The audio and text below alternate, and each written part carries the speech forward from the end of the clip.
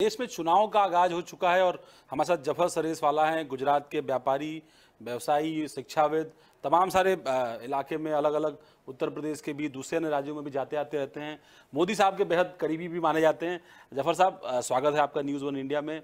जिस तरीके से आपका अपना परिचय है शिक्षाविद के नाते, बिजनेसमैन के नाते, आपने गुजरात की छवि और गुजरात में मुस्लिम समाज की छवि जिस तरह से बाहर आप ले गए हैं, चुनावों का दौर चल रहा है तो चुनाव की बात खूब होगी। कैसे देखते हैं आप इन चुनाव को? ये मतलब एक इस बार मैंने देखा ख़ास तौर से मुसलमानों को कि वो बहुत ही उसमें एक 5 साल में बड़ी संजीदगी आई है। यानी एक क्वाइटनेस है एजुकेशन के प्रति, बल्कि जो मैं अगर 5 साल पहले या 10 साल पहले को लूँ और अब मैं जो देख रहा हूँ, जो मैं घूम रहा हूँ, तो एजुकेशन पे एक अच्छा काम जो पहले गुजरात में तो हुआ ही था, लेकिन यहाँ भी मैं छोटी छोटी स्कूलें हैं। अभी हम लोगों ने एक प्रोग्राम लास्ट हफ्ते दिल्ली में किया था, जमुना पार्क के एरिया में, तो वहाँ जिस तरह से छोटी छोटी बस्तियों में, यहाँ मैं इलाकों में गया, कठौली, फिर आपका मुजफ्फरनगर की साइड पर, सहारनपुर, वो इलाकों में, इधर जाना हुआ अपना बनारस और बनारस के आसपास में। तो एक मुसलमानों में ज़बरदस्त जागृति है। और दूसरा ये है कि मुसलमान बहुत खामोश है। मतलब आप देखो कि वो रिएक्ट नहीं कर रहा है। अभी आप जैसे अभी 1-1.5 साल से जो राम मंदिर के मामले को नया उछाला गया, ट्रिपल तलाक आया, या कॉमन सिविल कोड की जब बात चली थी, तो मुसलमान बहुत क्वाइट है, वो ज़्यादा रिएक्ट नहीं कर रहा है। आप देखो कि ज़्यादा कोई ना जुलूस निकल रहे हैं मुसलमानों के, ना वो कोई एहतजाज कर रहे हैं, वो बहुत ही खामोश हैं बिल्कुल। तो संजीदगी है, खौफ है, या फिर किसी बड़े तूफान का इंतजार है? क्या है, मतलब आखिर ये चुप्पी या खामोशी जो है इसके पीछे क्या है? हर कोई जानना चाहता है कि आखिर अल्पसंख्यक वोट या वोट बैंक, पहले वोट बैंक के तौर पर इसको देखा जाता था, इतनी खामोशी क्यों है? नहीं, डरा हुआ बिल्कुल नहीं है। देखिए, मुसलमानों ने एक बात देखी कि जो रिएक्ट, इसलिए कि ये सारी चीज़ें जो होती हैं, राम मंदिर के मामले में जो बंदूक की नाली कहाँ है, मुसलमानों पर है, या हर चीज़ जो एनआरसी की जब बात कर सियासी उसमें, तो नाली मुसलमानों पर है और मुसलमान रिएक्ट करता है, तो वो रिएक्शन से काम होता है उनका।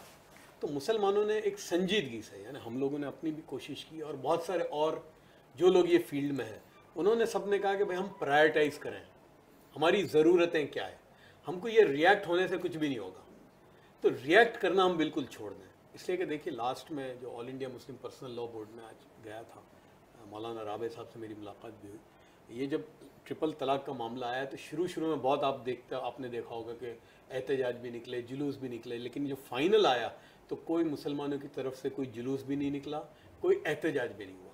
भाई, अब मुसलमानों ने तय किया है कि इन चीज़ों को रिएक्ट करने की ज़रूरत नहीं है हमको, ये सब रिएक्शनरी है। ये चुनाव के नाम पर या इलेक्शन के ज़माने में बहुत कुछ होता है, तो हमको ये सब चीज़ों में जाने की ज़रूरत नहीं है। हम गवर्नमेंट को जांचें एज अ गवर्नमेंट, वो क्या करती है या नहीं करती। जो शोर होता है बहुत सारा, वो शोर पे हमको आने की ज़रूरत नहीं है उसमें। तो ये क्वाइटनेस है उस बात की। पर पिछले 5 साल का अगर आप आकलन करें, सरकार रही मोदी जी के नेतृत्व में और जिस तरह से चली है, तमाम सारे मुद्दे उन्होंने ज़रूर उठाए, खासतौर पर ट्रिपल तलाक का मुद्दा उठाया, राम मंदिर का मुद्दा जब सामने आया, खासतौर पर चुनाव के दौर में, तो ये कहा गया कि चुनाव को बहुत ज़्यादा बेहद तरीके से प्रभावित कर सकता है। इससे पहले जब 2014 में सरकार आई थी तो उत्तर प्रदेश जैसे राज्य में एक बड़ा मुजफ्फरनगर का दंगा हुआ था, उससे पहले दंगों का एक पूरा सिलसिला उत्तर प्रदेश में हुआ था। अब इस 5 साल के कार्यकाल को मोदी सरकार के कैसे देखते हैं आप? उनके करीबी लोगों में भी हैं, लेकिन चूंकि आप घूम रहे हैं उत्तर प्रदेश समेत तमाम अन्य राज्यों में। देखिए, मोदी साहब की गवर्नमेंट को लो आप, जो उनकी 5 साल की, तो उसमें तो गवर्नमेंट ने एज अ गवर्नमेंट का कोई भी एक भी इकदाम ऐसा नहीं है कि जो मुसलमानों के ख़िलाफ़ हो या डेट्रीमेंटल हो। उनकी हर चीज़ देखो, मतलब जन धन से लेके जो कि भाई एक भी मुसलमान आपको ऐसा नहीं मिलेगा कि वो मुसलमान है और उसका बैंक अकाउंट ना खुला हो, या उसके साथ जो रैपर हैं अकाउंट के साथ भाई डेबिट कार्ड मिलता है, इंश्योरेंस की पॉलिसी है, तो ऐसा कोई नहीं हुआ। डायरेक्ट क्रेडिट होती है गैस की सब्सिडी, तो एक भी मुसलमान ऐसा नहीं है कि वो मुसलमान है और उसके अकाउंट में पैसे नहीं आए हों, जो इन्होंने गैस के चूल्हे बांटे। उसके अलावा जितने जो इनके काम हुए उसमें कहीं डिस्क्रिमिनेशन नहीं हुआ है, उसके अलावा पॉजिटिव हुआ है। For example, minority affairs ministry है, उसका मनमोहन सिंह साहब के ज़माने में टोटल आउटले जो था वो मेरे ख्याल से 3800 करोड़ रुपए का था। इनका जो लास्ट बजट आया अभी, उसमें वो 5,200 करोड़ रुपए हो गया। तो उसमें ऑलमोस्ट 50% का इजाफा हुआ है। जो स्कॉलरशिप थी बहुत अच्छे से मिल रही है, जो प्री मैट्रिक भी पोस्ट मैट्रिक भी, उसमें कोई प्रॉब्लम नहीं है। बहुत सारे रिफॉर्म्स आए, जैसे मदरसे के बच्चे डायरेक्ट यूनिवर्सिटी में जा सकें, उसके लिए एक प्रोसेस इनकी सरकार में हुआ। मैं खुद मौलाना आज़ाद नेशनल उर्दू यूनिवर्सिटी का चांसलर रहा, जो सेंट्रल यूनिवर्सिटी है। उसको जो फाइनेंशियल एड से लेकर जितने और चीज़ें जो मिली वो पिछले 20 साल में नहीं हुई थी। तो एज अ गवर्नमेंट तो इनका कोई काम ऐसा नहीं है कि जो नेगेटिव हो मुसलमानों के लिए। तो स्वीकार्यता कितना एक्सेप्टेंस है, क्योंकि टिकट तक तो दिया नहीं किसी को। एक पश्चिम बंगाल में टिकट के अलावा कोई टिकट नहीं है। देखिए सरकार में जो है हिस्सेदारी नहीं है। वो तो देखिए वो तो सब में सेम है। जैसे बीजेपी एक भी टिकट नहीं देती और कांग्रेस पार्टी 2-4 देती है, तो कांग्रेस पार्टी भी 2-4 टिकट देकर भी वही देती है जो बीजेपी बगैर कुछ दिए बगैर भी देती है। जैसे माइनॉरिटी अफेयर्स मिनिस्ट्री, हज कमेटी, वक्फ बोर्ड या माइनॉरिटी कमीशन, ये 4-5 चीज़ें जो मुसलमानों को मिलती हैं। ये मिनिस्ट्री ऑफ वक्फ औकाफ, ठीक। तो वो कांग्रेस पार्टी भी 4-5 टिकटें देकर देती है, बीजेपी भी वही देती है। तो मुसलमानों का जो पॉलिटिकल रिप्रेजेंटेशन है वो तो डिप्लीट होना शुरू हो गया आज़ादी के बाद से। देखिए पहले 50 सीटें होती थी या 55 साल तो ऐसे गए कि कांग्रेस पार्टी की हुकूमत थी। यानी शुरू के 30 साल तो ऐसे थे कि कांग्रेस किसी कुत्ते को भी अगर किसी जगह पे खड़ा रखती तो वो जीत जाता। तो क्या उस जमाने में कांग्रेस पार्टी ने भी मुसलमानों का जो प्रपोर्शन है पॉपुलेशन का इतनी टिकटें दी कभी भी? बल्कि गिरनी शुरू हो गई। मोदी तो अभी आए, बीजेपी तो अभी हुकूमत में आई, बल्कि पहली मर्तबा बीजेपी तो 98-99 में हुकूमत में आई, तो वो तो उससे पहले हो गया था। अभी आप देखिए ना, बीजेपी को छोड़ दीजिए, कौन सी पार्टी सिवाय आपके समाजवादी या बीएसपी, उसके अलावा पूरे हिंदुस्तान में कांग्रेस पार्टी को अगर आप ले लीजिए, कई स्टेट ऐसे हैं कि जहां इन्होंने एक भी टिकट नहीं दी। हमारा गुजरात में पिछले 35 साल से कांग्रेस पार्टी ने एक भी मुसलमान को टिकट नहीं दी है लोकसभा में। असेंबली में जहां 17-18 देते थे वहां भी अब इन्होंने उतार कर 4 कर दिए। तो ये एक भी नहीं देते, ये 4 देते हैं। पर तो इसलिए ये हैरान करने वाली बात है कि इस बार के चुनाव में आमतौर पर हम लोग देखते थे दूसरे चुनाव में से पहले के चुनाव में काफ़ी मुस्लिम वोट को लेकर के एक दबाव होता था, तमाम सारे बयान आते थे, तमाम अलग अलग तरीके के बयानात सामने आते थे, न सिर्फ क्षेत्रीय पार्टियों के बल्कि राष्ट्रीय पार्टियों के भी खिलाफ भी और पक्ष में भी। इस बार ये देखने को मिल रहा है, क्या मुस्लिम वोट के आकार के भय में या फिर जो बहुसंख्यक वोट है उसके वोट के पोलराइज होने के खतरे से या 2014 के जिस तरह के परिणाम आए थे उनके खौफ से ये स्थितियों में तब्दीली आई है? देखिए मुसलमान खौफ में तो बिल्कुल नहीं है, बिल्कुल वो कोई डरा हुआ नहीं है। मैं पूरा देख रहा हूँ, हाँ ठीक है ये किस्से जो हो रहे हैं, लेकिन वो अपने काम में लगा हुआ है और उसने तय किया है कि भाई हमको इसलिए ये जो है मेरा जो काम है कि भाई मैं मुसलमानों में तालीम की बात करता हूँ। और भी बहुत सारे लोग हैं कि जो ये कहते हैं कि भाई देखो ये तो, क्योंकि आपने जो पॉलिटिकल एम्पावरमेंट की बात की, ये पॉलिटिकल पार्टियां आपको टिकट ही नहीं देंगी तो आप पार्लियामेंट में जाओगे ही नहीं। ठीक बात। तो क्या करोगे? वो तो आपके हाथ में नहीं है। दूसरी चीज हमारे हाथ में है, जैसे भाई यूपीएससी या पब्लिक सर्विस कमीशन है या जो और जो है तालीम, ये मैं कहता हूँ लो हैंगिंग फ्रूट है। तो हम लोग मुसलमानों को ये कहते हैं कि अभी वो करो जो हम कर सकते हैं, जो हमारे हाथ में। तो मुसलमान जो है अभी पूरा अपना टोटल कंसंट्रेशन तालीम हासिल करने में या सेल्फ एम्प्लॉयमेंट के अंदर या जो है एंटरप्रेन्योरशिप की तरफ मोड़ रहा है। और वो मैं काफ़ी देख रहा हूँ, बड़े बड़े शहरों में मैंने देखा कि मुसलमान एंटरप्रेन्योरशिप की तरफ बहुत जा रहा है, छोटे पैमाने पर।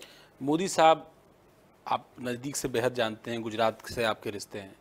प्रधानमंत्री के तौर पर देश के बाहर भी बड़ी संख्या में मुस्लिम समाज है, बहुसंख्यक समाज के साथ साथ, उसके बीच में आप बाहर भी जाते रहते हैं, किस तरह की छवि, उसको किस तरह के अधिकार या किस तरह जो सशक्तिकरण की बात हो रही है कि एम्पावर हुआ है हिंदुस्तानी बाहर, क्या ये मुसलमानों को भी लगता है? हाँ नहीं, ये तो देखिए मैं उनके साथ 3 इस्लामी मुल्कों में गया हूँ, सऊदी अरब, टर्की भी और यूएई भी। तो मोदी एक ताल्लुक तो था, यानी ये नहीं है कि चलो मोदी साहब ने ही शुरू किया था। मोदी साहब उसको एक नए ऐवाम लेवल लेकर गए, नए लेवल पर लेकर गए कि भाई यूएई तो, हालांकि यूएई जो है इतना इंपॉर्टेंट है, 36 साल से कोई हमारे प्राइम मिनिस्टर नहीं गए थे।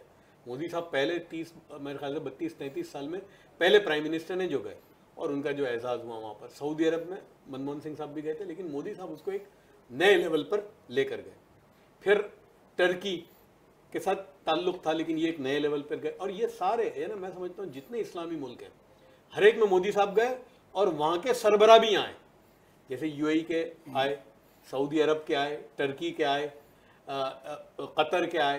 तो बाहर की दुनिया में मुसलमानों की भी और हिंदुस्तानियों की भी, इसे कि बाहर जो है वो कोई मुसलमान या हिंदू नहीं है, वो हिंदुस्तानी है, तो वो हिंदुस्तानी की निगाह से देखा जाता है। सऊदी अरब में वो हिंदुस्तानी को हिंदुस्तानी देखते हैं, वो ये नहीं पूछते कि तुम मुसलमान हिंदुस्तानी हो कि हिंदू हिंदुस्तानी हो।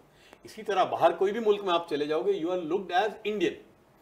तो एक हिंदुस्तानी की एक इज्जत में काफ़ी एक इंटरनेशनल उसका एक लेवल आया है। ये जो मोदी साहब का बार बार जो जहाँ जहाँ ये गए हैं, तो उसका एक असर है। पर इस दौर में जब एक तरफ पीडीपी से अलायंस होता है, दूसरी तरफ साध्वी प्रज्ञा जैसे लोग जो किसी मामले में एक्यूज होते हैं उनको टिकट मिल जाता है, तो क्या ये परसेप्शन थोड़ा फीका नहीं पड़ता? देखिए, मेरा ये कहना है मुसलमानों को कि ये सब इलेक्शन की चीज़ें हैं। इलेक्शन के ज़माने में यार, ये पहली बात तो ये इलेक्शन मुल्क का है, ये कोई मस्जिद के इमाम को सिलेक्ट करने का नहीं है, या मस्जिद मंदिर में कोई महंत का इलेक्शन नहीं है। ये तो भाई हुकूमत का है। और हर पार्टी, और सिर्फ यही नहीं, आप दुनिया के कोई भी इलेक्शन में देखो, लोग इलेक्शन जीतने या हारने के लिए बिल्कुल सब कुछ लगा देते हैं। तो ये इलेक्शन जीतने की बात है। और मैं ये कहता हूँ मुसलमानों को कि भाई देखो, ये समझो कि बीजेपी कौन से कारोबार में, बीजेपी हिंदुओं से मोहब्बत और मुसलमानों से नफरत करने के कारोबार में नहीं है, बीजेपी पावर के कारोबार में। इसी तरह कांग्रेस पार्टी को कोई मुसलमानों से मोहब्बत के कारोबार नहीं है, उनका पावर में। वो ये समझते हैं कि इस रास्ते से पावर में जाए, ये समझते। तो इसलिए ये चुनाव वाला जमाना जो है उसको उतना ही देखना चाहिए। जो यूपी में कहते हैं ना, कलर डाल देते हैं, कहते हैं भाई चुनाव जो भाई होली है, बुरा मत मनाओ। तो मैं समझता हूँ कि चुनाव के ज़माने में पॉलिटिकल लीडर, और एक आदमी के हाथ में जब माइक आता है ना, तो मैं खुद अपने साथ भी देखा है मैंने कि वो आउट ऑफ कंट्रोल होता है, तो माइक में तो निकल जाता है। तो इसलिए मैं नहीं समझता कि पॉलिटिकल स्पीच को बहुत ज़्यादा ध्यान देने की ज़रूरत है। आपके रिश्ते बीजेपी के अलावा कांग्रेस पार्टी के भी नेताओं से बहुत नज़दीकी हैं। आपको क्या लगता है कांग्रेस पार्टी कहाँ मिस कर रही है? आखिर क्या वजह है कि मोदी को वो कंपटीशन दे पाने में कांग्रेस पार्टी को, खासतौर पर एक परसेप्शन की बात मैं अगर करूं, तो कहाँ पीछे रह जा रही है, अगर आपकी बात को मैं मानूं तो? देखिए, एक बीजेपी में सबसे बड़ा इक्का जो है वो मोदी है ना, उसमें कोई दो राय नहीं है।